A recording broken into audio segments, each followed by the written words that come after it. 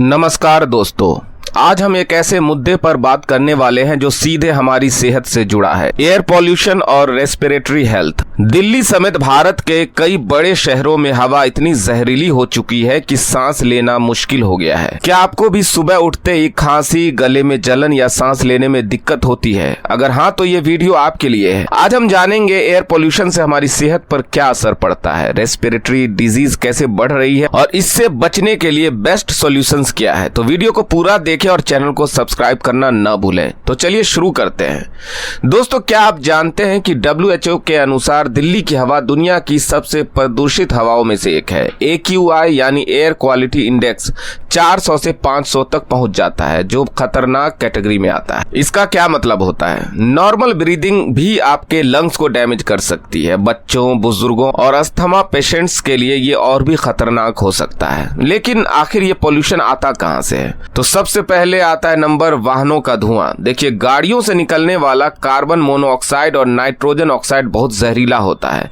दूसरे नंबर पर है फैक्ट्रियों और कंस्ट्रक्शन का धूल। भारी मात्रा में PM 2.5 और PM 10 हवा में घुल जाते हैं। PM का मतलब है पार्टिकुलेट मैटर। ये दो प्रकार के होते हैं। ये हवा में मौजूद सूक्ष्म कण होते हैं। PM 10 में 10 माइक्रोमीटर या उससे कम व्यास वाले कण होते हैं, जबकि PM 2.5 में 2.5 या उससे कम व्यास वाले कण होते हैं। PM 2.5 को आमतौर पर महीन कणों के रूप में जाना जाता है। जो अगला है क्रॉप बर्निंग या पराली जलाना। हर साल अक्टूबर नवंबर में दिल्ली NCR में स्मॉग का सबसे बड़ा कारण बनता है। अगला है घरेलू प्रदूषण, इंडोर पोल्यूशन।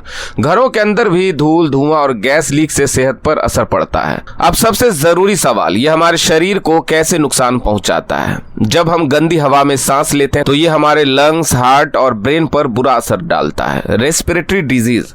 लगातार पोल्यूटेड एयर में सांस लेने से अस्थमा, ब्रोंकाइटिस और लंग इन्फेक्शन का खतरा बढ़ जाता है। तो इनसे क्या क्या समस्या पैदा होंगी? तो देखिए, सबसे पहले है रेस्पिरेटरी डिजीज। लगातार पोल्यूटेड एयर में सांस लेने से अस्थमा, ब्रोंकाइटिस और लंग इन्फेक्शन का खतरा बढ़ जाता है। हार्ट प्रॉब्लम्स हो सकता है। हार्ट अटैक और स्ट्रोक का खतरा बढ़ जाता है। ब्रेन डैमेज का खतरा बढ़ जाता है। रिसर्च कहती है कि एयर पोल्यूशन से मेमोरी लॉस और कंसंट्रेशन पावर भी कम हो सकती है।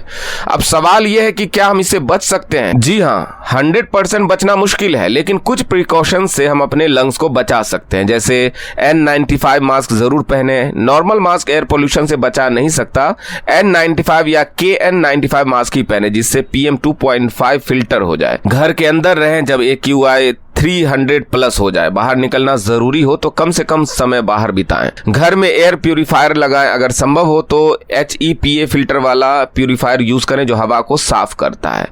अपने डाइट में एंटीऑक्सीडेंट्स बढ़ाएं। Vitamin C, omega 3, fatty acids और हल्दी, टर्मेरिक हमारे लंग्स को मजबूत बनाते हैं। घर में इंडोर प्लांट्स लगाएं। स्नेक प्लांट, एलोवेरा और मनी प्लांट हवा को साफ करने में मदद करते हैं। एक्सरसाइज करें, लेकिन सही टाइम पर। सुबह सुबह आउटडोर एक्सरसाइज ना करें, क्योंकि उस समय पोल्यूशन सबसे ज्यादा होता है। पानी ज्यादा पिएं और स्टीम लें। स्टीम लेने से आपके लंग्स में जमे हुए टॉक्सिन्स बाहर निकलते हैं। दोस्तों, सिर्फ पर्सनल एफर्ट से कुछ नहीं होगा, सरकार को भी एक्शन लेना होगा।